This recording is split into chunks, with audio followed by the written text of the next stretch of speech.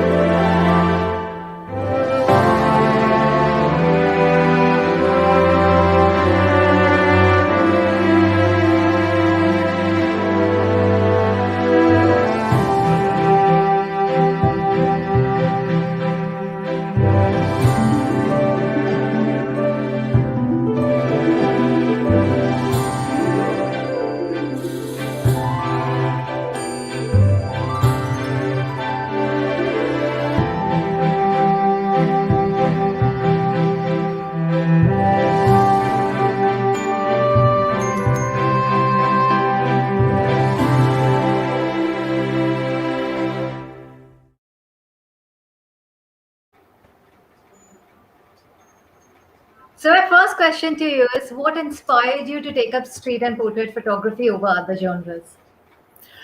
Uh, Street is a wider term to be explored as wildlife. You just get focused to a set of animals and the birds and the environment along with that. Then this food photography and any other genre, for the matter of fact, gives you wide spectrum about what you're going to pick up on. But street photography was a wider genre. Like you can include people, you can include streets, you can include environment, and you can include abstracts. So that was a rather a wider spectrum for me to explore into. And I'm still digging out into the hole because it just as an more when I start to dig out more, it just takes me to the burrow deeper inside, and it started to unfold as a brighter world to me. Probably the charm of it has not led me to put my foot or start to have my thinking train into those other genres of photography, because this itself is exciting me more every day and every click what I do through.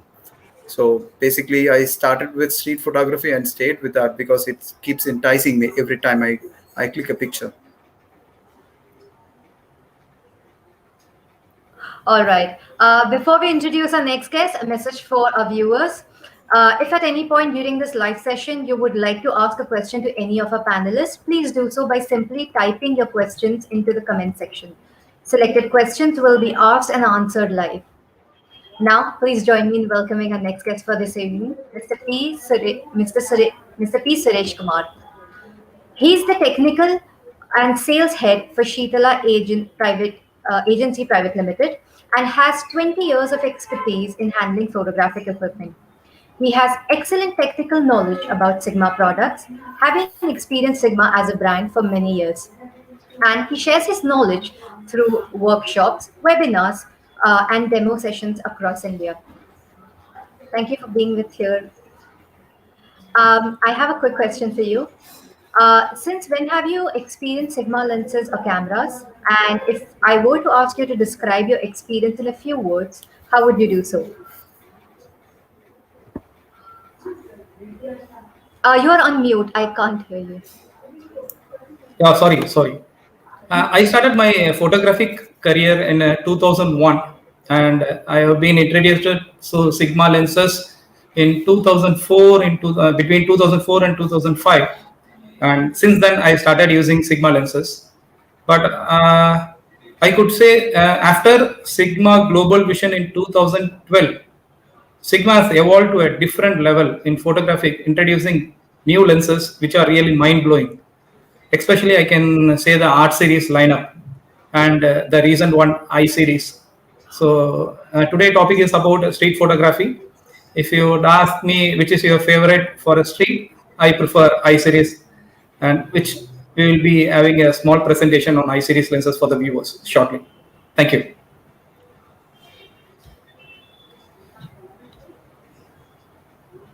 So my next question is for Mr. Sarathy. How important is it for you to know a place or have a sense of familiarity before you begin to shoot?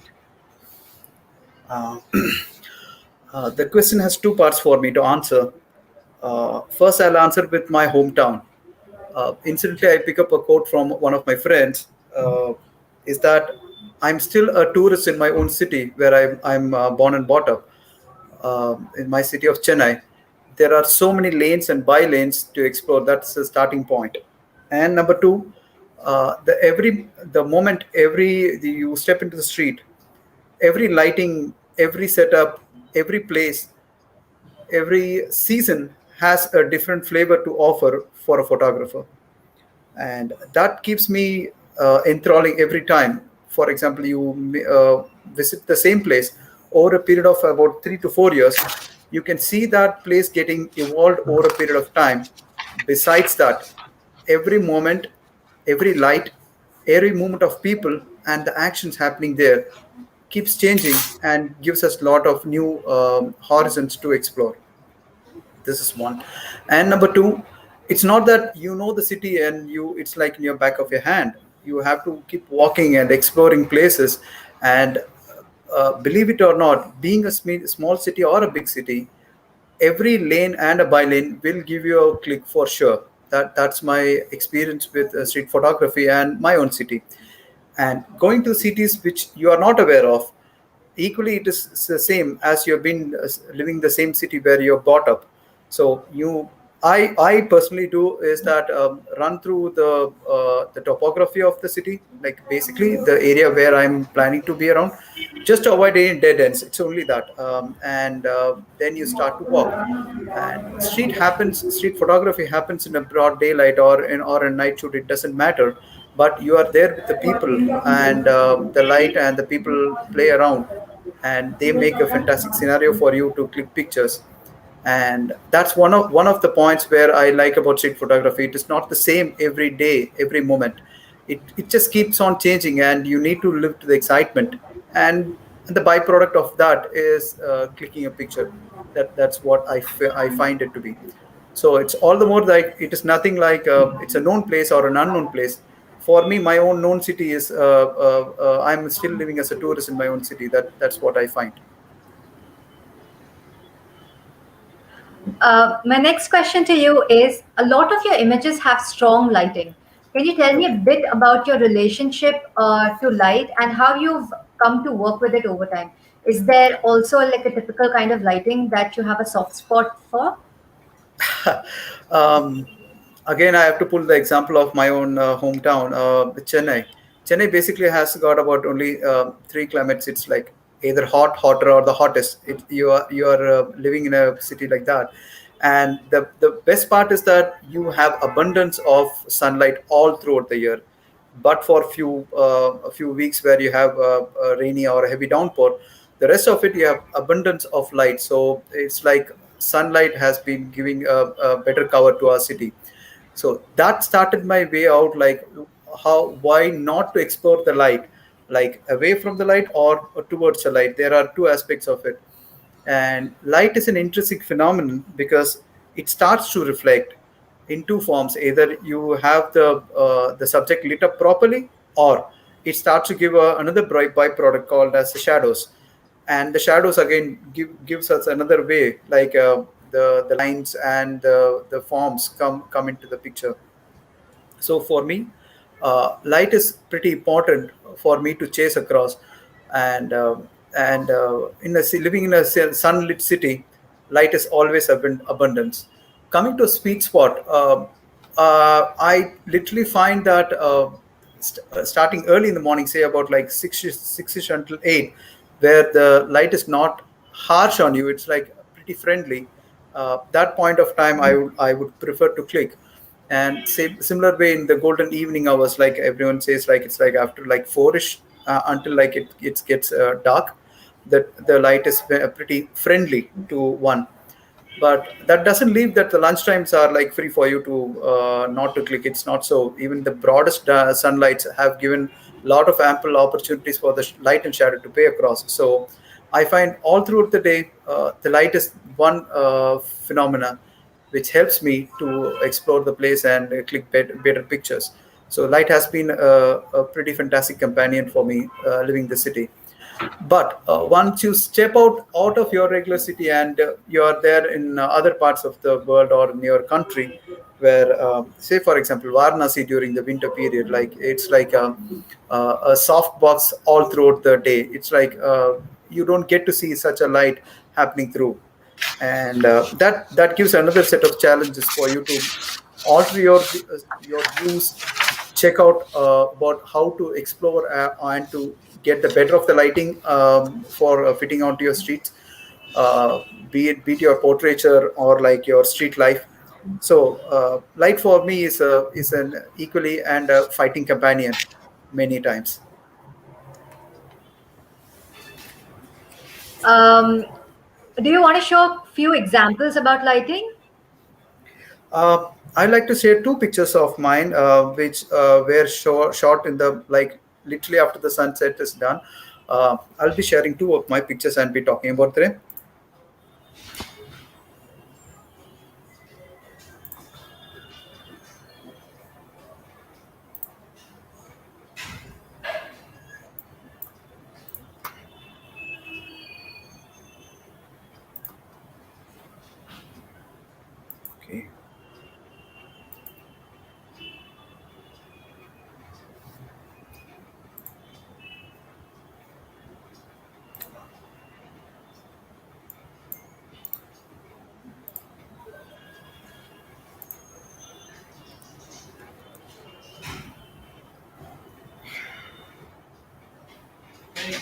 Uh, can we skip to the next one? I'm having a bit technical hitch over here. All right.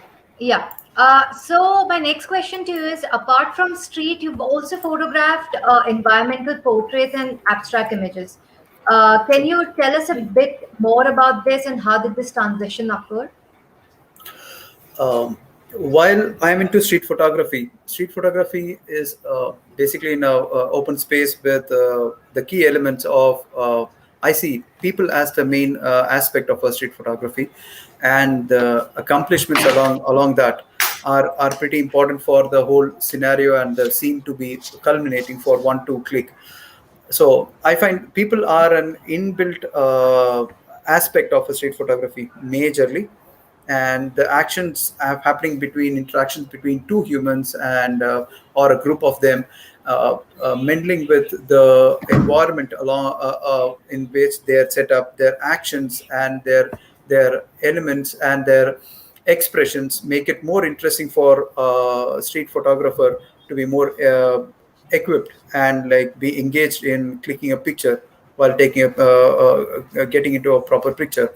So being people oriented and people are a part of the street photography started to make me to think like, why not start to click pictures of the people. And thus I started slowly creep into that genre of portraiture photography, which equally gave me a lot of good insights about how to mingle with the public, start to get to know about them, and you get to have a good portraiture picture slowly. That's a bit of a difficult task for me as a person, because I'm a kind of a bit of an introvert person. So for me to like start to get along with the public, to have ask them for a picture and to know about them and things like that was a learning curve for me. Still I'm on the curve. I don't know I'm on the top of the curve or on the bottom, but still I'm able to get some good pictures, decent, which is pretty happy for me. So that means the people were challenging initially, but in a, of late they have become more friendly than what I can think of. So portraiture photography started to uh, be my cup of tea. All right. My next question is to you, that when you're photographing someone on the street, what are the things that you keep in mind? Uh, for me, over the period of years, earlier it used to be like once you take a picture, it's like almost equivalent to a passport picture. You just click and you try to run away, not able to confront a stranger on the streets. That was my initial setbacks, and slowly I started to reflect upon my thoughts and to read about the books, chat with a lot of similar photography friends, how they enhance. As I've told, like I'm a self-made photographer. So once my digging out started, like how others are getting done, like the masters are uh, very comfortable getting good portraiture photographs. That started to bring in a lot of questions into me, and slowly I started to approach people as like not as a property of my photograph, but as a part of the photography. So I started to become more what do I say, interacting with the people before me clicking a picture, and that started to become a good starting point for me, and a good tip for me to interact with the people. So gently I just start to choose a subject and try to have a conversation, just have a icebreaker or kind of a common ground. And once you start to have, you understand the human being on the other side. Naturally, as a photographer, when you carry your gear in your hand, people are interested, and the first question they pose that, sir, people are you from press, and what's the need for you to click me, kind of. And the moment their inhibitions are out, that's by explaining them that why do you need to click a picture and things like that, and to throw some common questions which uh, make them more comfortable having chat with us. Then you slowly start to understand how the person is like, will he be able to give will he be interested to give a picture or not, first in place. Once we have the buy-in, then we start to feel like what best angles are like pretty good for them, and make them like start to see that how they smile, how they they talk and all. We click some random pictures. Probably for me, it's like the first 15-20 minutes are like an icebreaker sessions, and like after like 30 minutes or like 35 plus minutes, then one star cannot be having the mask upheld for a longer period of time.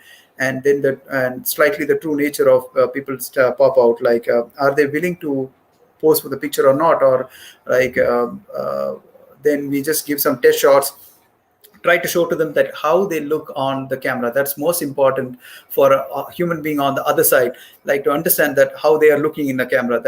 And that makes them more thrilled, like, oh, this come really good. And then we I just start to talk to them, and the moment once they start to converse, we get to see their emotions. It just comes out, and the magic just happens. And you don't know when the magic happens and magic stops. And the moment you just show the pictures to them, they are like literally thrilled to see how they look in the camera. That's most rewarding moment for me, because they are able to find a new self in them in this particular camera. That's what I find. And in this process of taking a portrait photography, I find myself to be like more humbled as a human being, than to find that, look, I've got a camera, I've got a gear, like I can click a picture and just I can walk away. It's not so. It's not true. You need to interact with the people, get their buy-in, be a part of their world, and then the pictures will be like absolutely fantastic. It will be like magic on the screen what I can find. And that makes me to even more like driving force for me to get and make a lot of portraiture photography. All right. Can you quickly take us through your photographs and let us know where you made them and what equipment did you use to make them? Okay, I'd love to probably I just walk through about five of my works.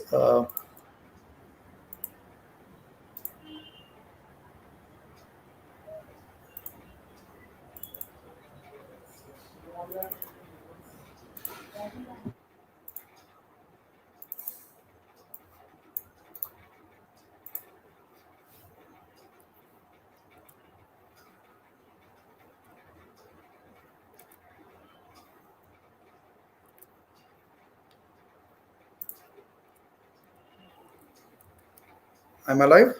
Uh, Uh, yes, sharing of the pictures. Just give me a second.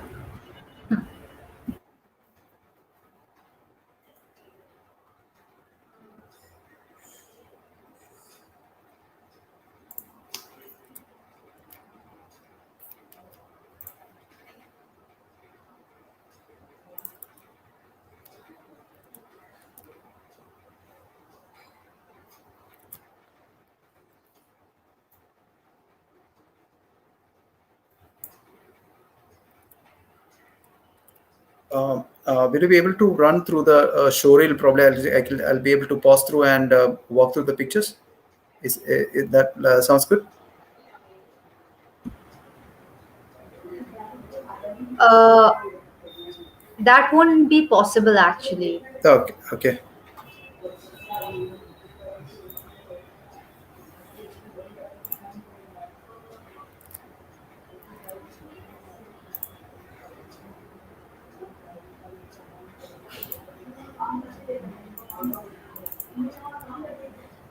Uh, Can you open your pictures one by one and see whether it works? yeah, I'll just give a try on that.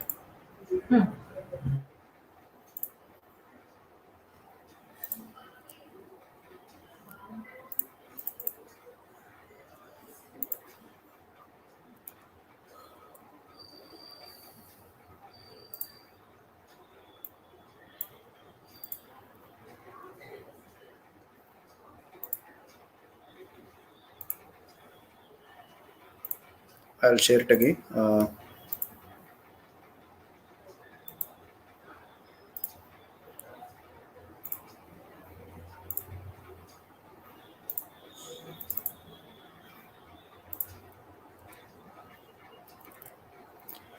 Now you are able to see it.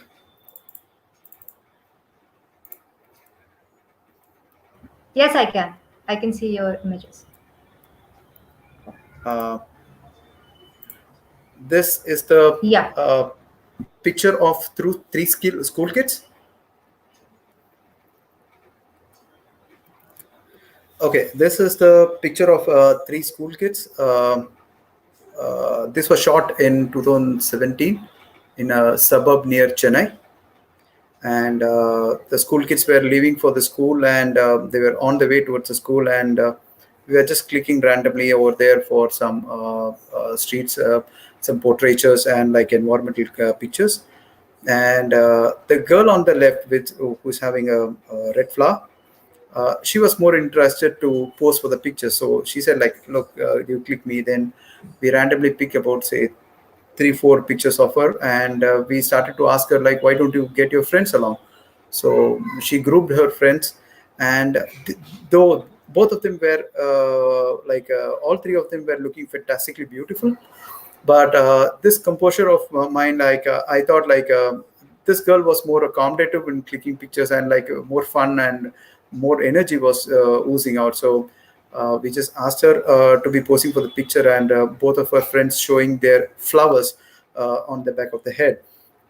And incidentally, both the colors were yellow, and one of them were having blue. And this whole scenario, like, made me go cool. And this is how this picture happened, right? uh, I'll take you to the next picture.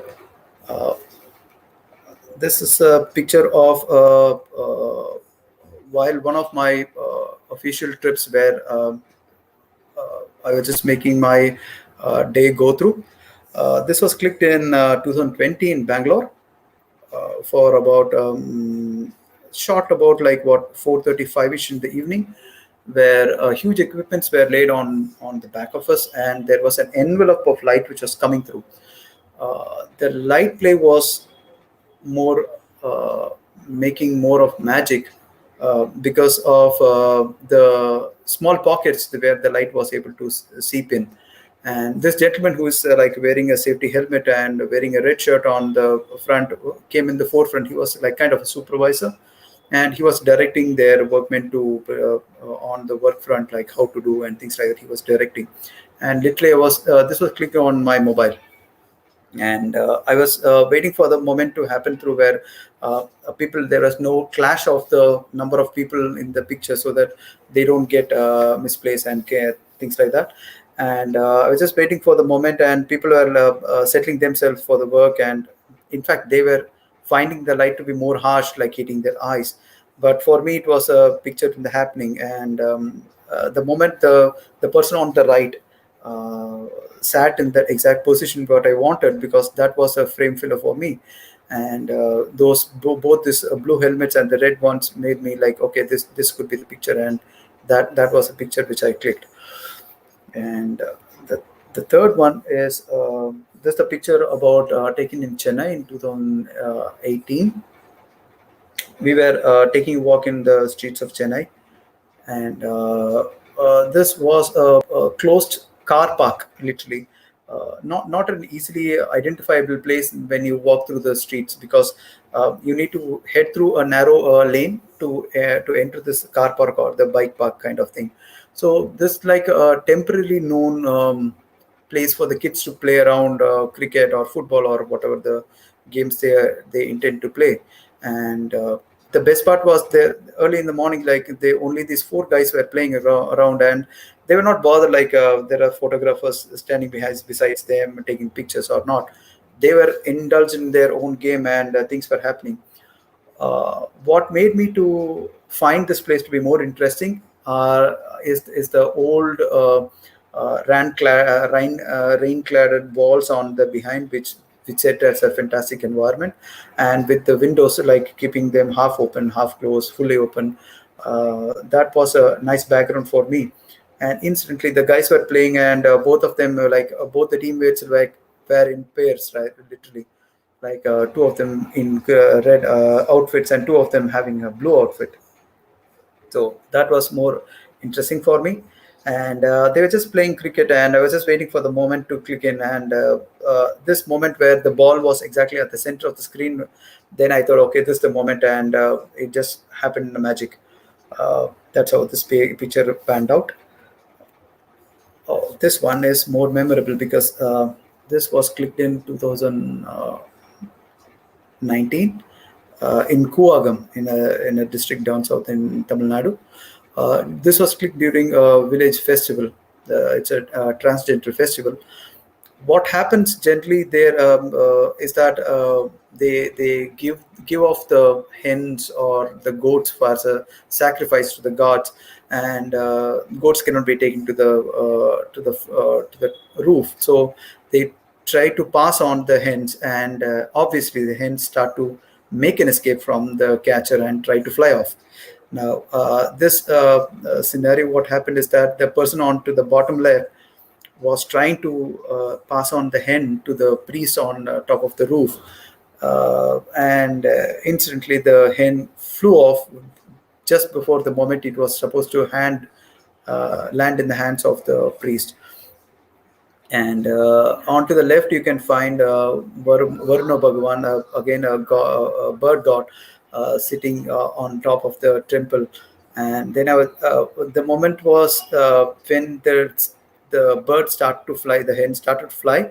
I thought, okay, I'll just go for a couple of random clicks, and because before me clicking the picture, I was like determined, like, okay, there is a bird god happening, and I can see a couple of misses happening through when the deities were trying to pass on the hen to the priest.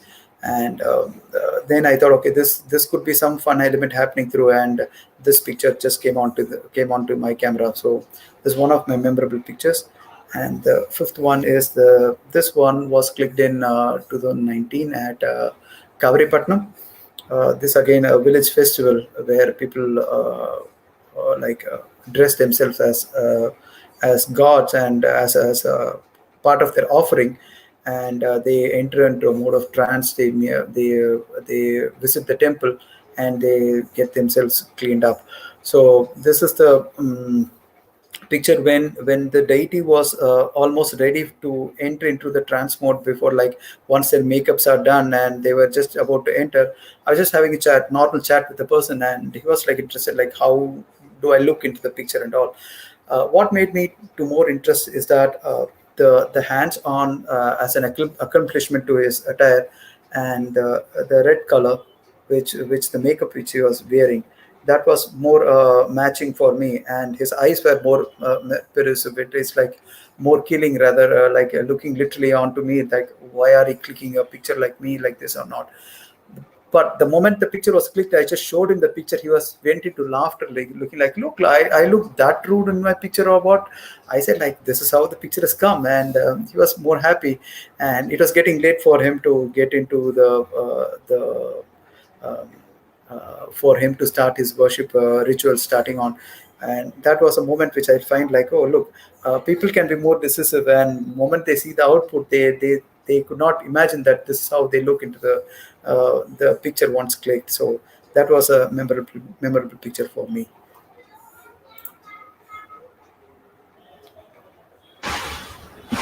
After seeing the images, I just wanted to know whether you have any interesting anecdotal experiences while you were shooting on the street, or was there any interesting revelation about human nature? I'd like to share incident what happened in we were shooting in 2015 at a remote place near Pondicherry. For we are shooting basically a prawn farm kind of thing for a different project of its own. So on the way back, I was in a set of along with a set of friends, and all of them were dead tired, and they said, like, why don't we just take a break? We just pull out on the side of the road, and it was in a proper highway. We stopped in for a break, and I was like feeling literally bored, and I just walked past the area just to see what I can get to grab a bottle of water just to quench my thirst. And I was seeing literally a bus full of tourists from the other part of the country coming there. You can imagine a bus full of people coming from the other part of the country trying to visit the down south. They are on almost about a 30 or a 40-day trip, that kind of. And they were like, I guess their night camp was supposed to be on the roadside, and they were making their own supper for them to relax and things like that. So everyone in the bus were like literally around the bus, because they don't know the pace. So what their intention was, probably to have make their own dinner, have them completed, and probably move to a next place, kind of thing. The tourists were more through the day they were more tired, and they were like literally waiting for this dinner to come in. So the women were making preparing for the food, and the kids were playing around, and the old men were like literally stretching themselves.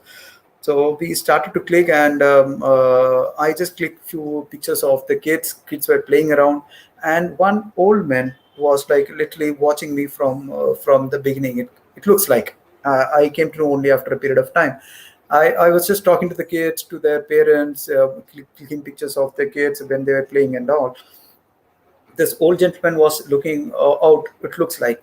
And the moment I'm done with the clicking of, say, about 15-20 minutes or like 30 minutes, I was about to just walk away to my car. People were waiting for me, and this gentleman called me by, hey, a photographer, can you come here? I thought, okay, probably old person, probably he may be having a lot of questions that why am I clicking and kind of things. I was prepared to answer him, but the moment he just called me, he said like, why don't you have a cup of tea? And I said, that was something out of the blue. Why not? So he just shared me a cup of tea. Itself was more warming for me, because you don't expect this to happen often. And the warmth of the people had taken me to a much more softest place. And I was just having a tea, and only then I understood from them, they are from the other side of the country, and they are on a 40-day trip to the down south, and all the temples and all. Then then all through the I was just asking about the what all cities they visited. Probably they said like Chennai, and they were heading towards Rameshwaram. That's what I remember. And after the cup of chai, he said like, can you, I just told that, what were you clicking? I just showed him the random pictures, what I clicked about the kids. And he was like literally amazed to see them. Oh my god, the pictures will come so good. I said like, yes, that's how the pictures are. Then he was talking like, beta, he just told me this way, beta zara rokna. I said, okay, I'll just wait for a while. And he scourged in his pocket and took out a 10 rupee note, and he gave to me, saying that, बेटा मुझे मेरे पास और कुछ भी नहीं, पर ये सिर्फ ये पैसा तो रखना. मैंने बोला, I just told him that, sir, I was not clicking for the pictures. I was not clicking for the money. I was just clicking on my own passion. And he said like, no, this is for the pictures. What you click, probably I don't know whether I'll be able to buy them or not, but just keep this money as a token of appreciation from an old person. And I said like, I was literally flattered. I told like, the tea itself was so cool and so warm for me, and this money is more important and valued. And he said like, the pictures were coming good, I should appreciate. And he gave me a 10 rupee note, which is like, I find that to be more valued, and I was finding them myself to be more moved after that incident. Like, if you start to become more human, that starts to get reflected in more forms. That's what the lesson, what I learned from that day. And I still treasure that 10 rupee note with me, to be honest. That's really a sweet story. So, what equipment do you usually carry when you're shooting on the streets? I carry my Nikon D750 with 28 mil on it. I often get to my 35 Sigma. That's a sure shot go getter for me for portraitures and streets. But to be honest, it's like more heavier for me. So I try to switch between 28 mil and the 35 mil of Sigma. That's a regular gear. And prior to that, I was using a Nikon D90 with an 18105. That was more heavier, so I just switched on to a lighter version of D750 and a 28 mil. And often I use my mobile camera. It's not the gear, but I often use my mobile cameras. I use a Fuji T3 as a bystand. So these are my general gears what I use through. And about lenses and cameras, can you tell us a little about your fondness for the company and the equipment? I've been using the art lenses since the day it came into the market. And in fact, I was so fond and loved with that. I made a review of the 35 mil Sigma art lens. It's available in the YouTube. It is one sort of experience to use Sigma lenses because of the fast focus and the tack focus what you get, because brutally it is so tack you cannot even imagine how it just got through. And the moment you step into the genre of for portraiture, the bouquet what you it just presents through you, you'll be literally floored. That's the reason I said, like, for me Sigma is a sure shot lens. The moment I mount, without getting a good picture, it doesn't get unmounted. That sure am I on the Sigma art series. But with the intro of this I series lens, what I saw just now before this session, I'm equally more thrilled to have a try on them, because that most looks more compact and should be more handy for a street photographer.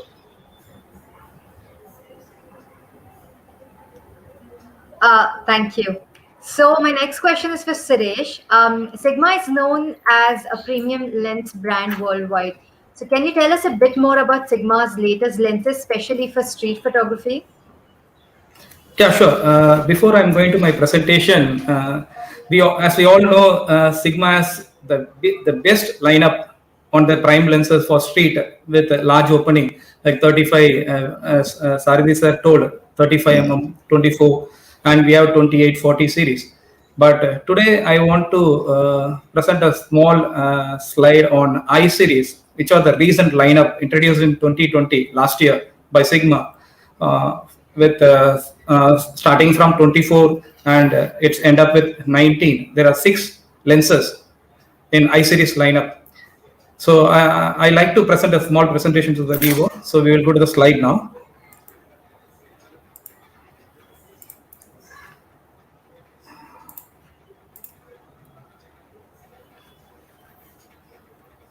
Hope my screen is visible to you Not yet. now. Yes, yes, it is now. Yes. So I series or premium compact primes. So we called as premium compact primes. As we all know, Sigma, after the Sigma Global Vision in 2012, they started lining their product in contemporary arts and sports series. Contemporary is nothing but the lightweight lenses, arts or prime with large opening, prime block lenses with large opening, and sports like 150 600 and 60 600, the lineup which is used in sports and wildlife category. So today we are going to see something new, interesting called I series. These are premium compact lenses, and it's meant for full frame. It's a DG lenses. Sigma has DG, which stands for full frame, and DC, which stands for crop sensor. But this one is DG lens, and it's basically introduced for lightweight mirrorless cameras for Sony and L mount. So it's DG DN lens without compromising their optics. So this has been introduced in 2020, and viewers, please don't mistake. They have started the 4th lineup like I series. This I series is the name given to this premium compact primes, but it added to the contemporary category.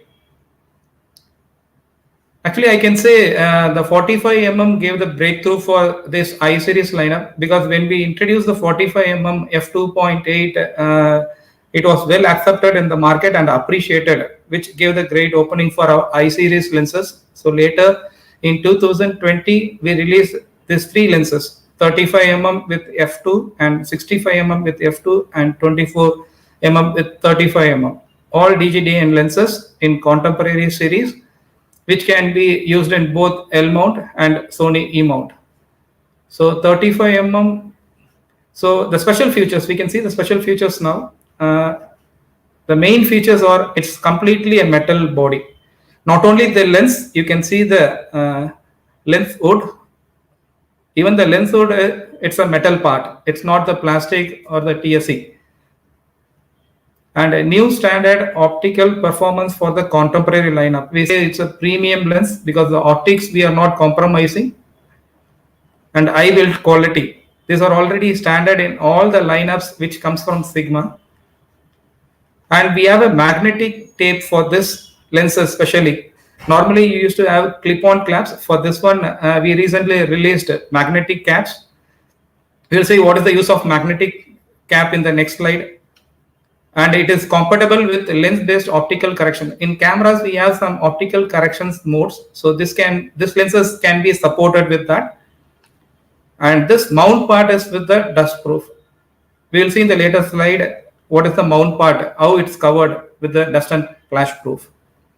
Super multi-layer coating. All our premium lenses are super multi-layer coating, which avoids the ghost, chromatic aberrations. All this has been reduced to their minimum level. And the special thing about this lenses, this I series lenses, all these I series lineups have manual aperture ring. So it's not only meant for still photography. So it's more useful when you are in wedding videos or independent filmmakers. Focus mode switch. Normally we used to move the focus switch from top to bottom, but this one has the same circle way. So from up to down. So easily seamable from AF to MF. And mount conversion service is also available for this lens. So when you buy the Sony and if you want to convert into L mount, or if you purchase an L mount lens and you want to change it into a Sony E mount, we have a mount conversion possibility. So it is done in Chennai, our level 4 service center.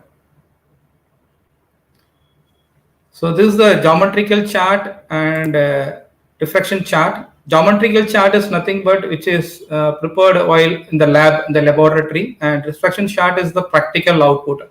So you can see for all these 4 lenses, the geometrical and the diffraction charts, the contrast and the sharpness is well to the level. That means it's really from the center point to the edge, the output is very well due to the lineup, and the aspherical lenses and the SLD lenses are grouped in such a way to give this output. This 35mm comes in the standard category, and this is the sample image which is shot with Sony A7R4. This is 65mm, a telephoto lens. Even you can see this graph. The left axis, the y-axis, and the z-axis, the vertical axis, it shows the performance of the contrast, and the bottom, it shows the image height. So you can see these 2 lines, the sharpness and the contrast are very well to their edges. So this is a sample image for the 65mm f2 lens shot with the Sony A7R4. So this is again a wide angle lens, 24mm with a 3.5 opening. It's an incredible wide angle lens. You can see the size of these lenses. It's really interesting.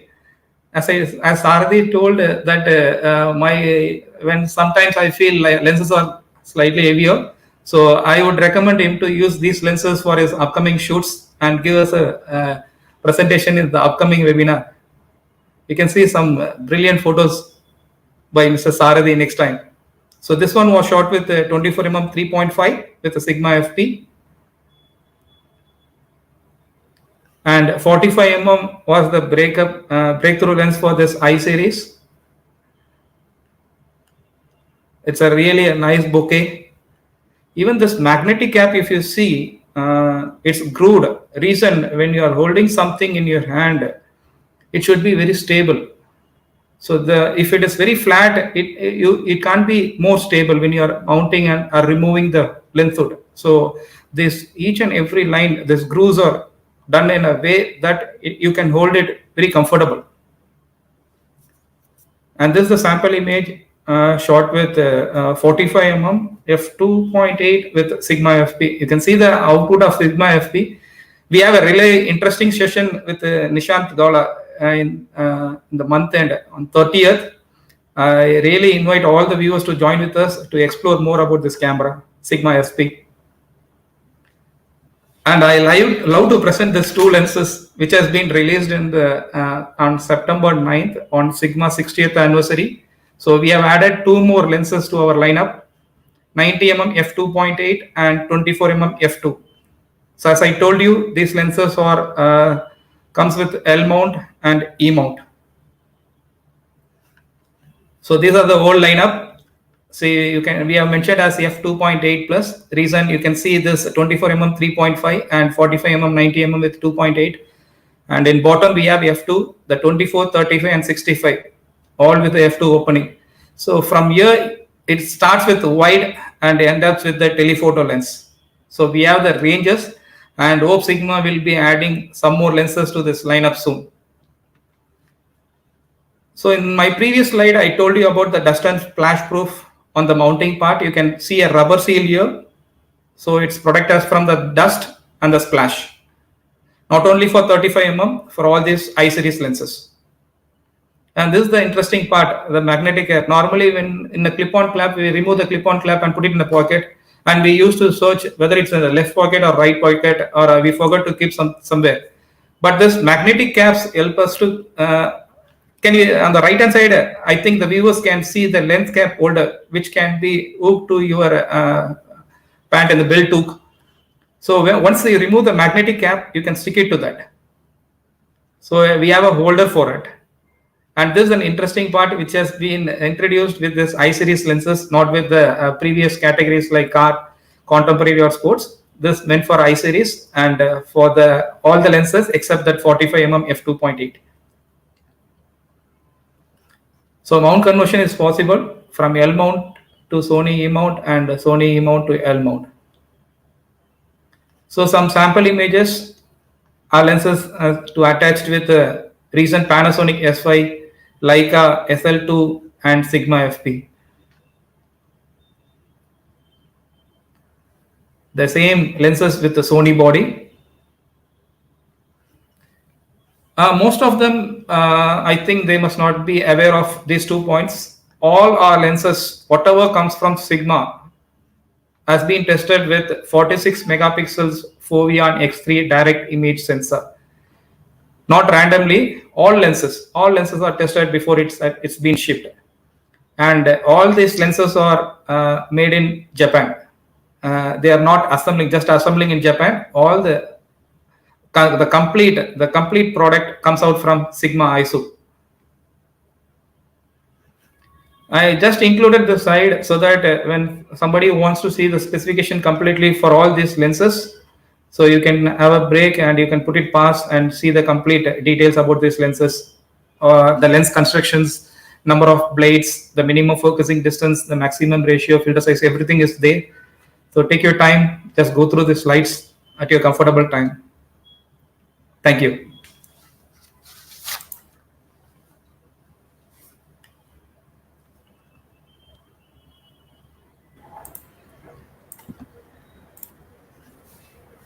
Yes.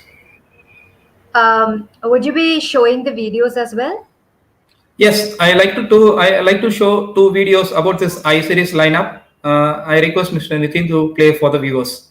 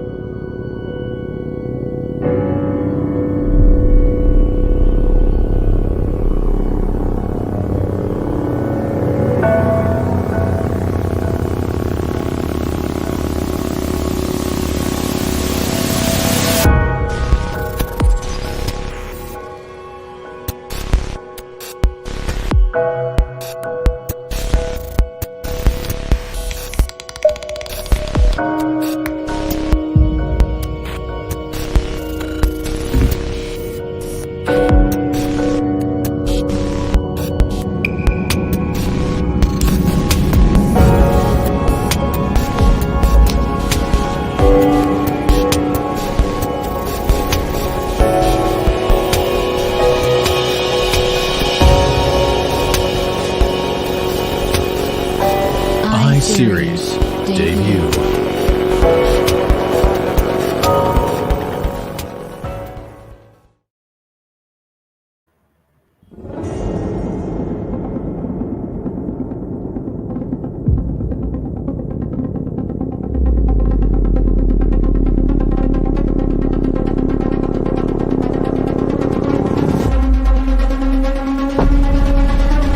iSeries. Explore more.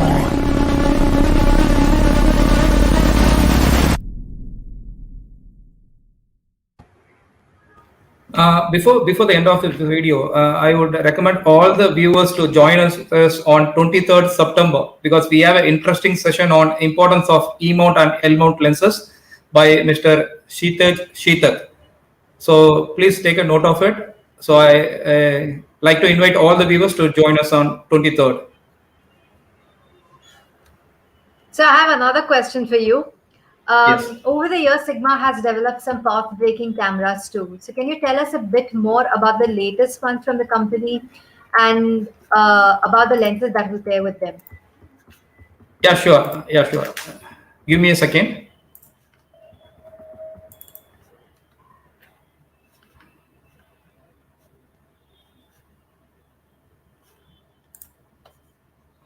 For this one, I like to present a small presentation and with a modular camera, which is released in 2019. And the interesting part is that the compact 35 mm full frame camera, not only for stills, for cinematic. So we can move on to the slide.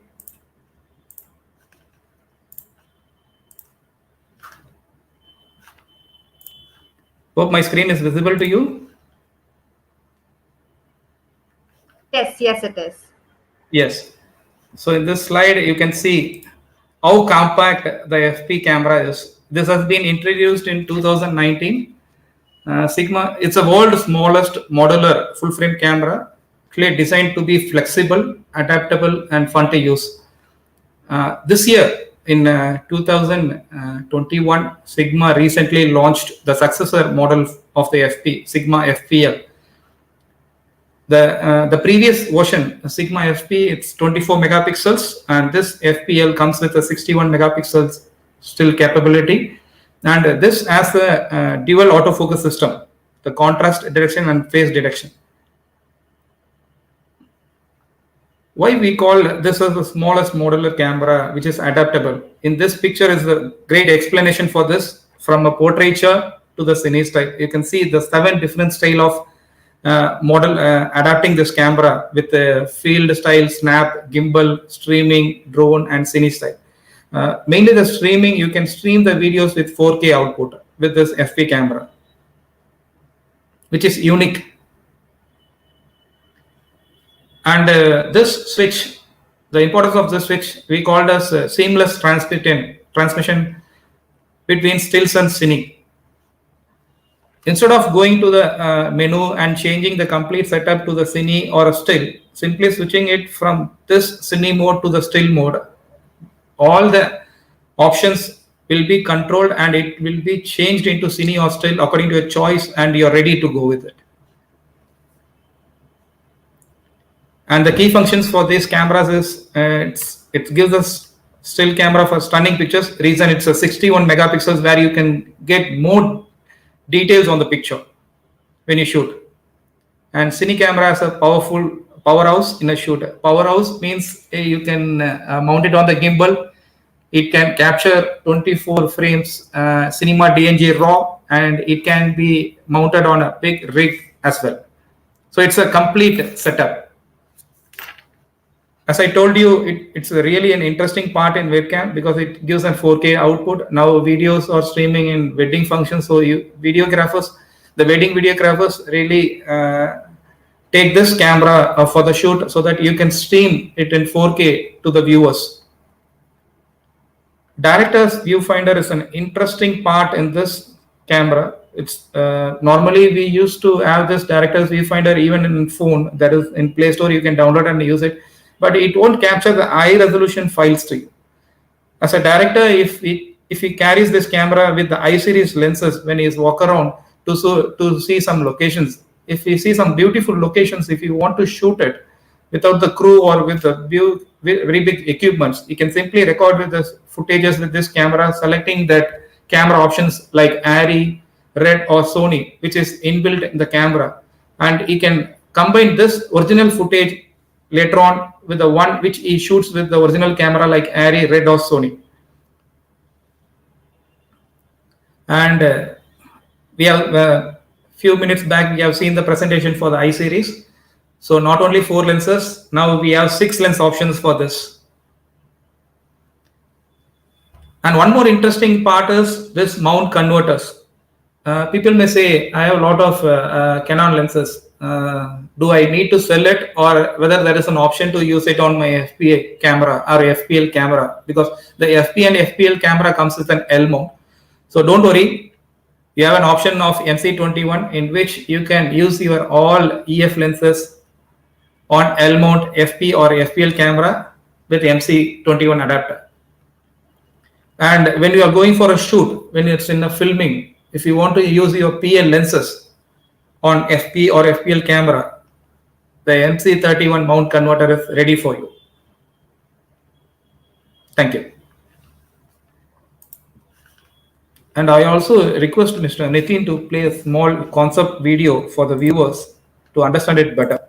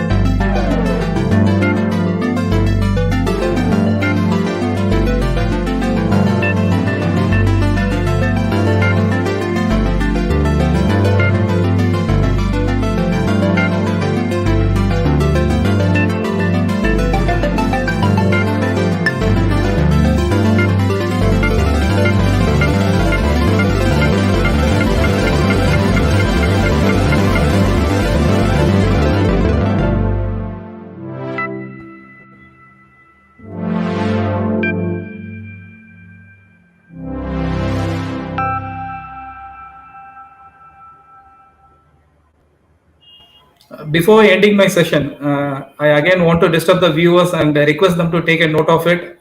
We have one more special webinar on FP camera on September 30th. It's a really interesting session. How to use this FP camera in cinematography. Mr. Nishant Gala from Mumbai, it's a cinematographer, will give a brief about our FP camera. So I invite all the viewers once again to join with us on upcoming webinars on 23rd for importance of Sigma, Sony E mount and L mount lenses from Sigma, and on September 30th with how to explore cinematography using Sigma FPL camera by Nishant Gala.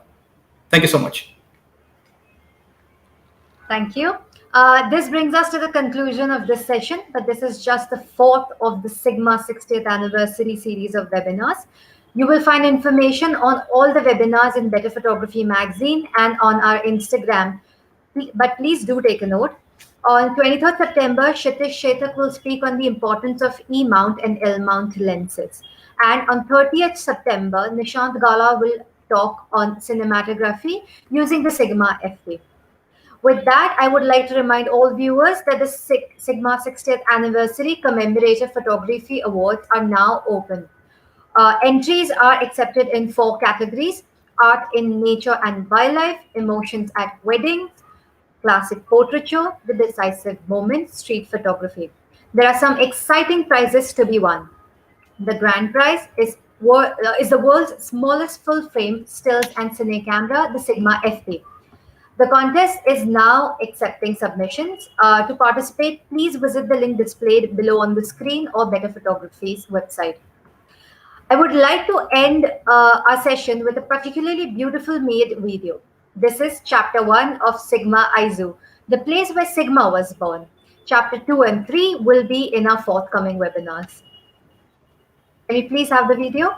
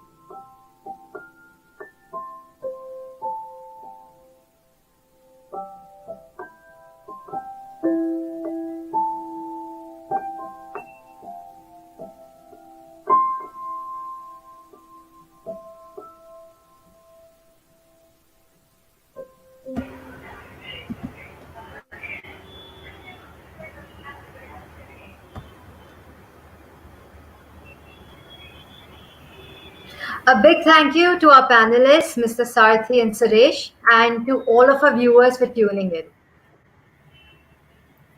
Thank you. Thank you. Thank you, all the viewers. To have interaction. Sorry, I couldn't hear you, Sarathy. Can you repeat that Uh, again, please? yeah. Yes. I just thank Better Photography and Sigma, Sheila Cameras, for giving the opportunity for a great session. It was fun having interaction with you people all. Thank you again. Have fun.